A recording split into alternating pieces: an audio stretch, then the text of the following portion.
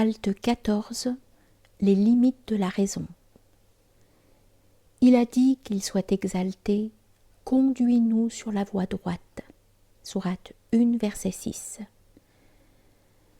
Alors que j'étais en train de faire la prière de l'aube, il fut projeté sur moi que la guidance sur la voie droite est un terme générique comportant une multiplicité indéfinie de sens particuliers, puisque Dieu a ordonné à ses serviteurs de demander la guidance dans la voie droite dans chacune des rak'at que comportent les prières obligatoires ou surérogatoires, et même en dehors du cadre de la prière.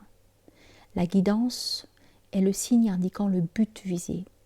La voie droite est celle des gens qui ont la connaissance de Dieu, connaissance qui est illimitée puisqu'elle a pour objet ces perfections qui sont infinies. C'est pourquoi l'un des connaissants, faisant allusion à cela, a pu dire « Le voyage vers Allah, qu'il soit exalté, a une fin.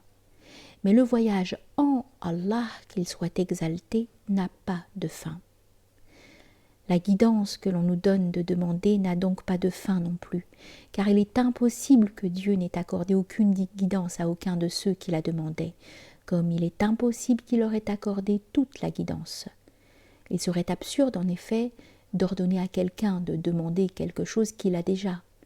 Il est donc évident que Dieu a accordé certains aspects de la guidance à une partie de ceux qui la demandaient, tout en leur enjoignant d'en réclamer toujours plus.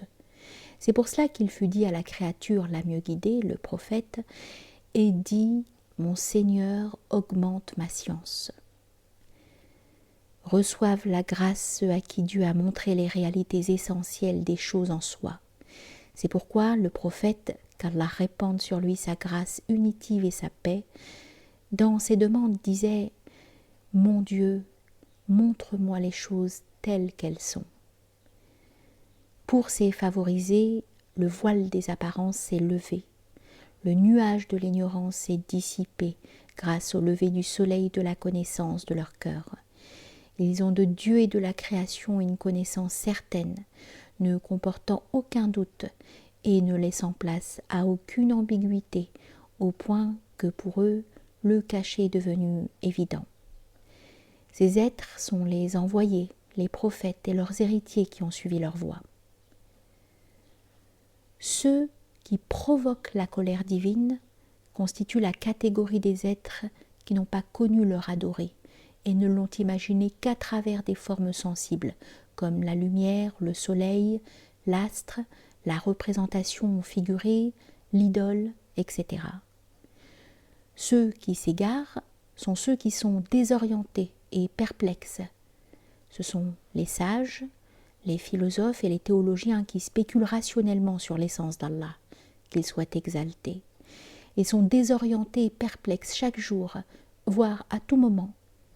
Ils établissent une théorie, puis la réfutent, la ruinent, et arrivent à une conclusion définitive, après d'intenses investigations et des efforts considérables.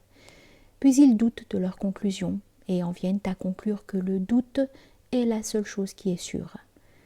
Enfin, ils finissent par douter de leur doute. Ainsi en va-t-il de leur état, qui hésite sans cesse entre une théorie et son contraire. Telle est la situation de ceux qui sont perplexes et désorientés.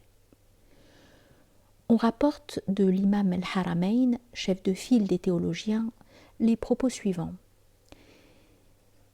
J'ai lu 50 000 fois 50 000 ouvrages, et j'ai laissé les gens de l'islam, leur islam et leur science. Je me suis plongé dans ce que la loi interdit d'aborder, et je me suis embarqué sur un vaste océan. Tout cela dans la quête du vrai, et pour éviter l'imitation servile en matière de religion. Maintenant, j'en suis revenu à l'adage « Tenez-vous-en à la religion des vieilles femmes ». Malheur à El-Juhayni si Allah, qu'il soit exalté, ne le touche pas par sa bienveillance.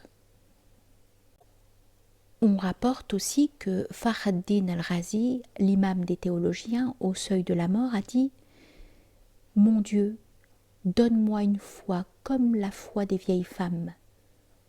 Dans un poème, il se lamente sur tout ce qui lui a échappé. Nous citons ce poème. la limite de ce que peuvent atteindre les intelligences individuelles, uqul, reste une entrave, iqal. Et le plus gros de l'effort des savants est égarement.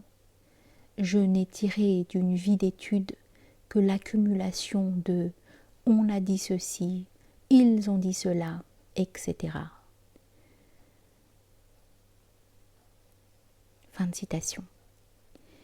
Mohamed Shahrstanani, dans son livre intitulé « Les limites des intelligences individuelles », qui n'a pas d'équivalent parmi les œuvres théologiques, déclamait, ouvrez les guillemets, « Au cours de ma vie, j'ai fait le tour des instituts d'études.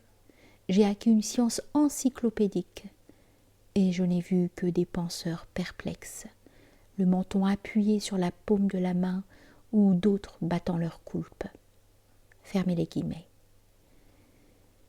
Vois donc la perplexité et le désarroi de ces sommités parmi les théologiens, et imagine-toi la situation de ceux qui leur sont inférieurs. Pour toutes ces raisons, tu constates que les différentes écoles théologiques se lancent mutuellement des anathèmes et traitent leurs adversaires de mécréants, à la différence des gens d'Allah, qu'ils soient exaltés, ceux qui le connaissent, car la doctrine de l'unité de Dieu est unique, et ils se conforment tous à l'injonction divine: pratiquez correctement la religion et ne vous divisez pas à ce sujet. Sourate 42, verset 13. Quant à la perplexité qui peut survenir chez les connaissants, elle n'est pas de même nature que celle des théologiens. C'est un désarroi différent, provoqué par la variété, la célérité, la diversité, le contraste des théophanies. Ils ne peuvent en tirer aucune ligne de conduite, ni porter sur elles un jugement définitif. C'est une perplexité tenant à la science et non à l'ignorance. Ne mesure pas les anges à l'aulne du forgeron. La forme grammaticale de la parole divine, ceux qui provoquent la colère et ceux qui s'égarent, fait savoir à ces derniers que ce qui leur arrive ne vient que d'eux-mêmes, ce qui est indiqué par la forme des deux participes employés. En effet, Dieu n'a pas dit « ceux contre qui tu es en colère », ni « ceux que tu as égarés », comme il a dit auparavant « ceux que tu as pourvus de ta grâce ». L'origine et la cause de la grâce venant de Dieu sont dans la grâce elle-même, tandis que l'origine et la cause de la colère viennent de celui qui l'a subie. Ce dont l'origine et la cause sont l'éternel ne cesse jamais, mais ce dont l'origine et la cause sont l'accidentel ne dure pas. Comprends donc l'allusion que nous faisons, car dans ce verset, il y a une possibilité de remédier à leur disgrâce.